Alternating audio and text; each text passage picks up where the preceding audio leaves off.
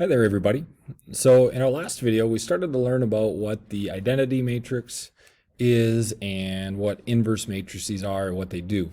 So just quick reminders here, our identity matrix is going to have ones across the diagonal from top left to bottom right and zeros everywhere else. The reason that we call it the identity matrix is because whenever we multiply a matrix, whether on the right or on the left by the identity matrix, we get that same matrix back. Okay, so this is what we said right here. The matrix has to be square, of course. To have an identity matrix, we found how we can find, let's see here, we'll make another comment here quick first. Whenever we take a matrix times its inverse then, okay, we get the identity. So that's how we define an inverse matrix, is that when we multiply the inverse times the original, we get the identity, that they cancel each other out. And we talked about what that concept of inverses and identities mean in multiplication, addition, and those type of things. We use an augmented matrix to find the inverse matrix. Okay, I also showed you how to do it on your calculator. Okay. Now, what we're going to look at today now is how do we put that into action with our systems, because that's really what this unit is all about. Can we solve systems of equations? So the first thing we're going to do is we're going to notice another way to write a system using matrices. We're going to call it a matrix equation. And we're going to have to go back to our understanding on how matrix multiplication really works. It's a pretty easy setup. Okay, so if we have this system, negative 2x plus 3y equals 4, and negative 3x plus 4y equals 5, what we're going to write first is what we call our coefficient matrix. So we're just going to take negative 2, 3, negative 3, 4. Now, when we use the Gaussian method, we did an augmented matrix and we put the constants over here. We're not doing that. Okay, we're only putting the coefficients. Okay. Now, this is, notice, a 2 by 2 matrix. Okay, so because it's a square matrix, we're going to be able to find its inverse, but let's not get too far ahead of ourselves. There are two variables here in x, y. Okay, so what we do is we take our coefficient matrix times our variable matrix. And our variable matrix is set up vertically here, x in the top and y in the bottom. And why is that? Well, if I'm going to multiply these two matrices, think about how matrix multiplication works. We take row times column. So this is going to equal negative 2x plus 3y. That's what I get when I take the top row times, well, the only column. And then I go bottom row times the only column. I would have negative 3x plus 4y. Notice that because of the way matrix multiplication works, this gives us this part of the equation over here, doesn't it? It gives us this. And what does this have to equal? Well, let me undo a whole bunch of stuff here. This has to equal 4 and 5, right? Negative 2x plus 3 times y has to equal 4. Row times column has to give us that spot, doesn't it? And negative 3x plus 4y has to equal 5. It's just such a nice way to set it up because of the way matrix multiplication works. Taking row times column gives us this setup. Okay? If I were to write it all out, this would give us this exact system. All right, so now we got this set up. That's how a matrix equation is set up. Now, how do we solve it? Well, let's see here. We have a matrix, and I'm going to call this matrix A. Okay, our coefficient's going to be called, matrix is going to be called A. This is a variable matrix. I'm going to call that just a big capital X. So this is our coefficient matrix. This is our variable matrix. Now this is another matrix that has just constants in it, and I'll just call this B. Okay. Now, let's review some simpler concepts here before we talk about how to solve this. Okay. If I wrote an equation like 3x equals 6, okay, And I wanted to solve that. We'd know that we'd have to get rid of the 3, and most of the time we'd say divide by 3. What I'm going to do instead of use division is I'm going to use multiplication. I'm going to multiply by 1/3 on both sides. Okay. Now, what do I get when I take 1/3 times 1? Or 1, give it away there. What do I get when I take 1/3 times 3? I get 1. That's because these are what? They are inverses. Okay, 1/3 is the multiplicative inverse of multiplying by 3. Okay, so we get 1x equals, and then we multiply this side, we get 2. Now, typically we don't write that 1 in front of the x because we know 1 times x is x. That's because 1 is the multiplicative identity. If I take 1 times anything, I get that anything, don't I? Okay, so we get x equals 2. Now what we're going to do is we're going to do the same thing with this matrix equation. We have ax equals b. Now this is multiplication. This is a times x. What do we have to do? We have to multiply by the inverse of a. We call that a inverse. Now we have to be careful here.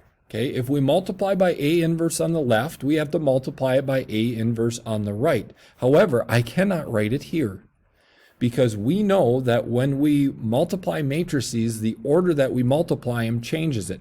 Okay, matrix multiplication is not commutative. Okay, going back to this one, 6 times 1/3 is the same as 1/3 times 6. It doesn't matter the order I do it, but with matrices, we know it does matter. So really, what I should have done on this one is if I multiply by 1/3 on the left here, I should have multiplied by 1/3 on the left on this side. However, it didn't matter that I put it on the right because multiplication is commutative. Okay? So here's what I have to do.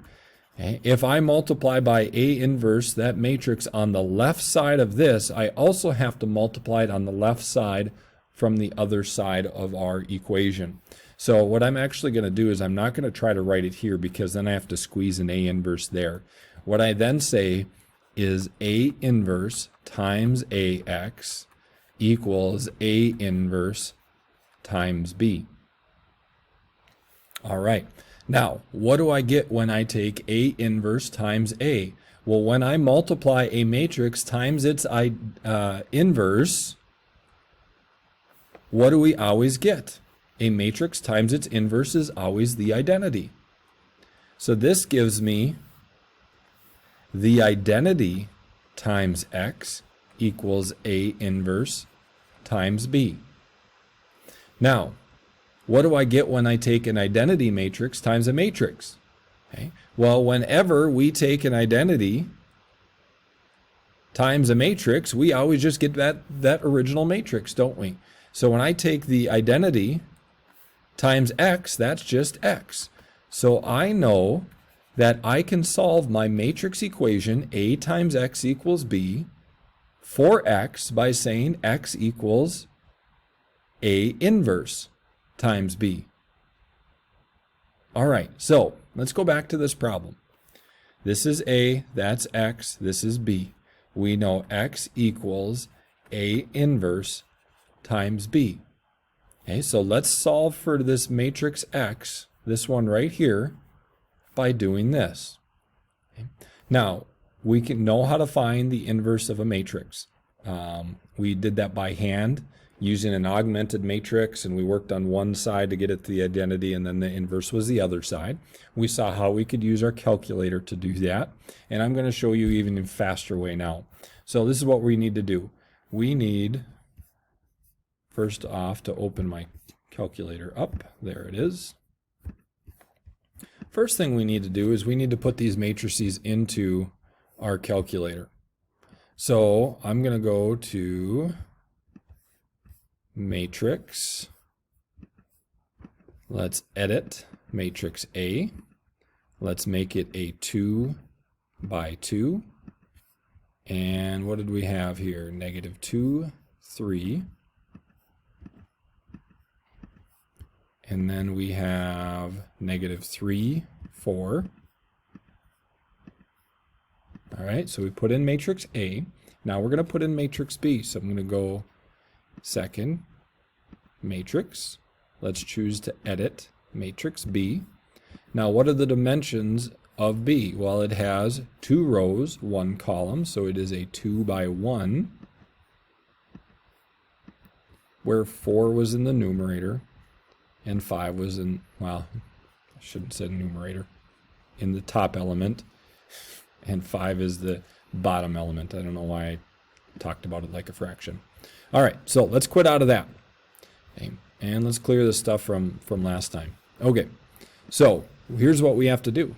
We have to take A inverse times B.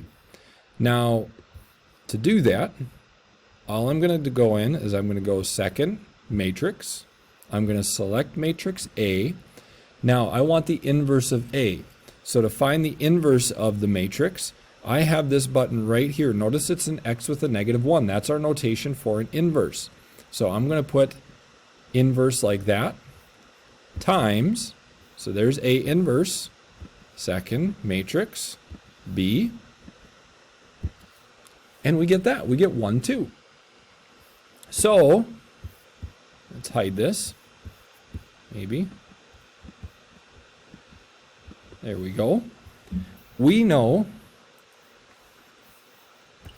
X equals this matrix. There we go, trying to think about it a fraction again. I apologize. 1, 2. Okay. Now, what was our matrix X? Well, our matrix X was really this. X, Y equals 1, 2. So what does that mean for X? It means X equals 1. And what does it mean for Y? Y equals 2.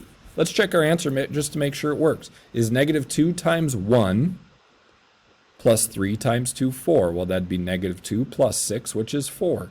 Is -3 times 1 plus 4 times 2, 5? Well, that'd be -3 plus 8, which is 5. Our answer checks. So I know this took quite a bit of setup here, and I'm going to have to go into another video to show another example, but I really wanted to take the time and explain the process. But once you understand the process, this is key right here.